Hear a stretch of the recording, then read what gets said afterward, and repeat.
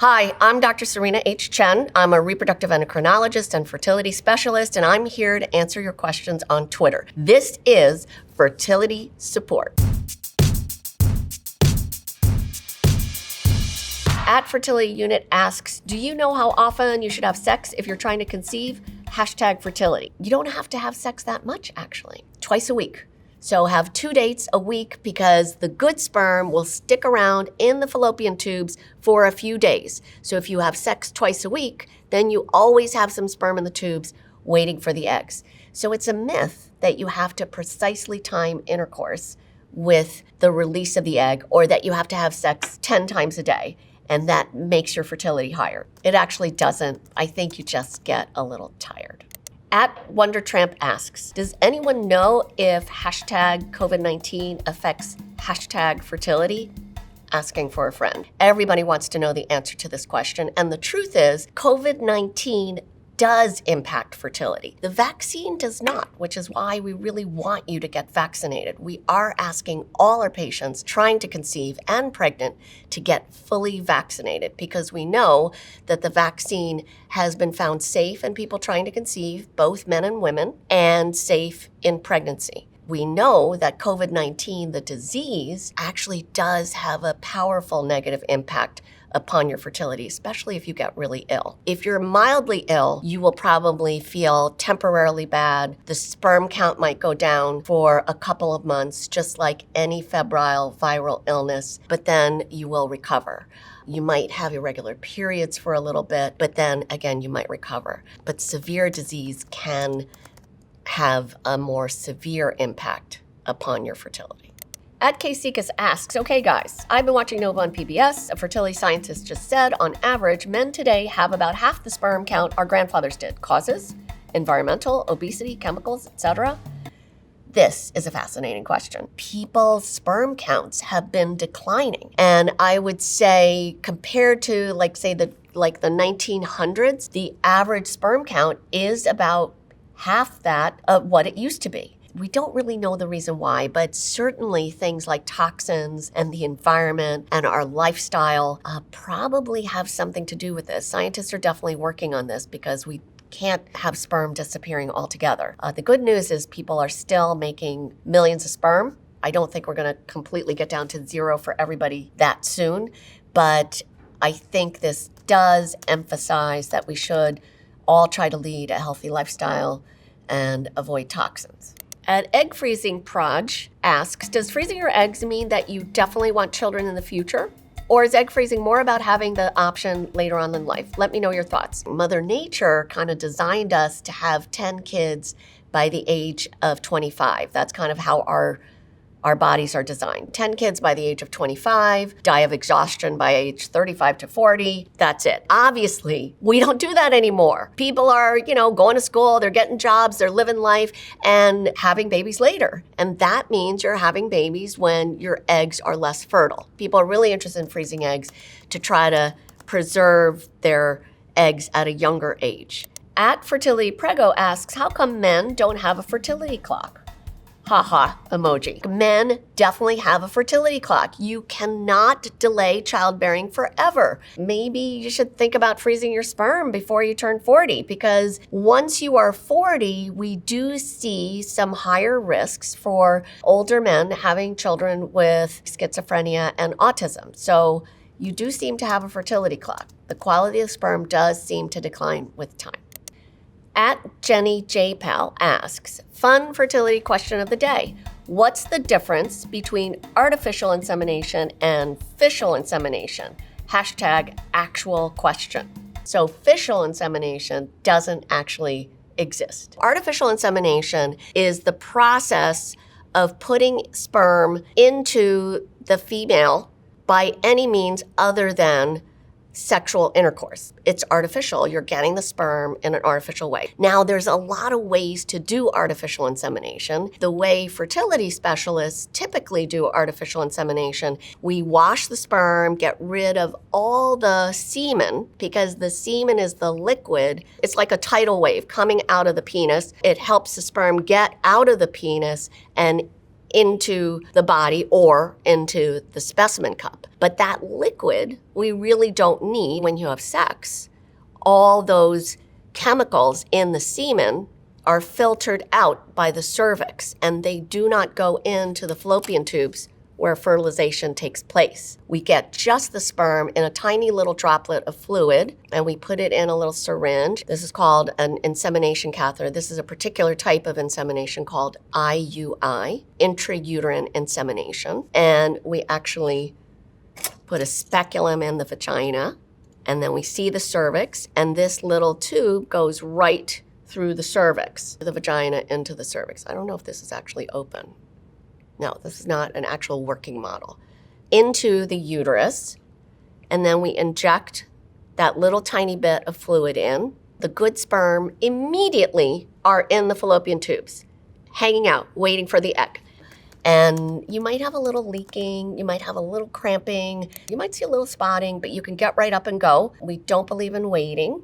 That doesn't increase the pregnancy rate. At Susie Savagey asks, why does a single round of IVF cost $15,000 in the United States and only $2,000 in Turkey, $6,000 in Spain, $3,300 in India, $3,150 in Russia, even $7,800 in Mexico? One day, Big Pharma will pay for their crimes. It is way too expensive in the United States. Hopefully, we can get better insurance coverage. But right now, it does tend to cost a lot of money. The good news is that there are more and more states passing laws to mandate fertility coverage. We are seeing more and more companies cover it because, hey, reproduction and problems with reproduction should be covered, right? Why is it treated like it's like a nose job, like elective plastic surgery these days? Reproduction is essential for the continuation of the human race. So I'm with you. It shouldn't be so expensive. It should be covered. At Davian Dove asks, so how does a pregnancy test work? Well, at Davian Dove, I happen to have one right here. You can get them from the drugstore or at your doctor's office. And usually the urine pregnancy test works by you give a small sample of urine, you follow the directions, you dip this into the urine, and then wait for it to turn either positive or negative. It's actually measuring something called HCG, human chorionic gonadotropin. That's a hormone that's produced by the placenta. If that is in your urine, then it shows that you're pregnant. You can also get a blood test at the doctor's office. Once this turns positive, we want you to call us right away. At Mithrandir asks, how does someone sign up to donate their uterus to somebody? I don't want it, and transplants are possible. Send me the sign-up sheet. Uterine transplants? Is that really a thing? Yes, it is. It has been done in the United States. It's been done in other parts of the globe. It's still kind of experimental. So you have to go to a big fancy center, University of Pennsylvania, Cleveland Clinic, where they have a big team to do this type of thing. Oh, maybe this uterus needs to be transplanted. But yes, uterine transplants are possible. But most people that don't want their uterus just go see their doctor to discuss that. At Miragons asks, is there a law that puts a cap on the amount of embryos doctors are allowed to implant during IVF? This is surprisingly hard to Google. So ASRM, the American Society for Reproductive Medicine, recommends that we transfer only one embryo at a time because one baby at a time is the healthiest type of pregnancy. Twins can be super cute, but a twin pregnancy is risky for both the mom and the baby. We are usually transferring just one embryo with IVF. IVF does have a higher identical twinning rate, so that's probably one of the biggest risks of IVF. You could put one embryo in, and there's a 2% chance that you could get two babies out. If you conceive on your own, the chance that your embryo splits, the chance that you have identical twins is only 0.5%. So we should just put one embryo in. Those are the current guidelines, but it's not actually regulated by a law. At Patrici 5767099 asks, what year was the first test tube baby born in America?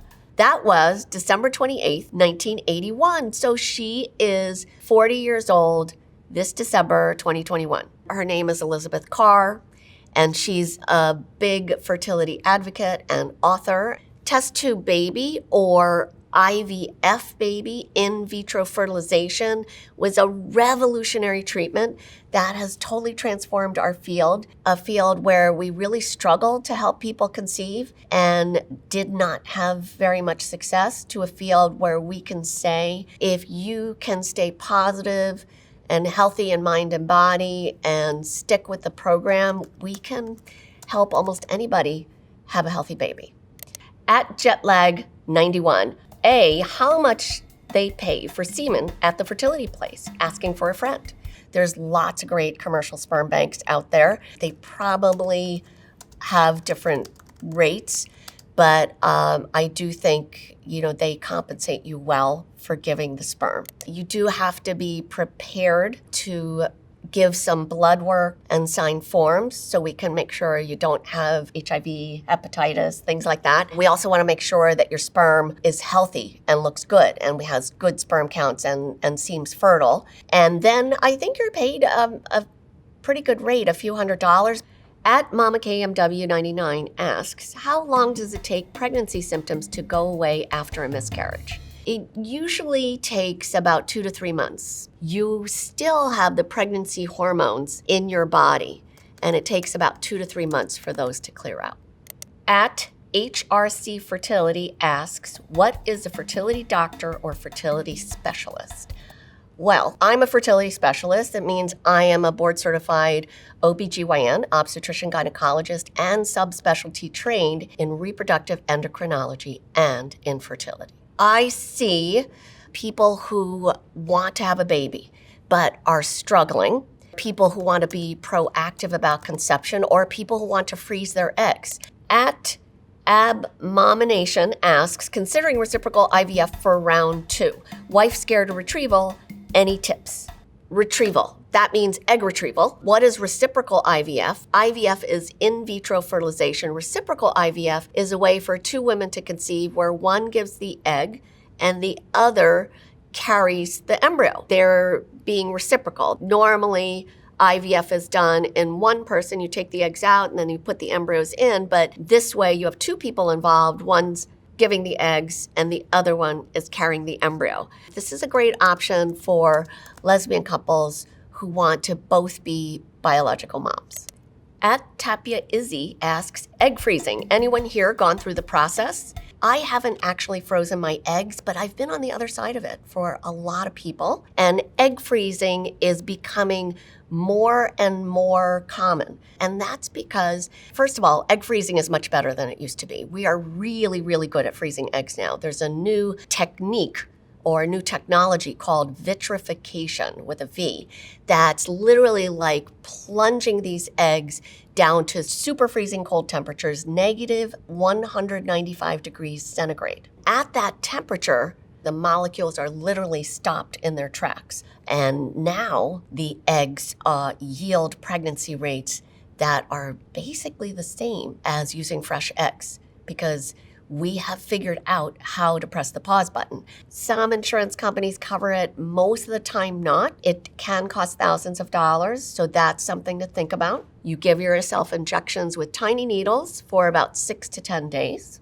You go to an IVF center, you get an IV in your vein, they give you a little anesthesia, you go to sleep for about 10 minutes. We put a very small needle through the vaginal wall, one on the right side, one on the left side. Then we pull the eggs out. 5 minutes for the right ovary, 5 minutes for the left ovary. All the eggs are out. We put them in the freezer.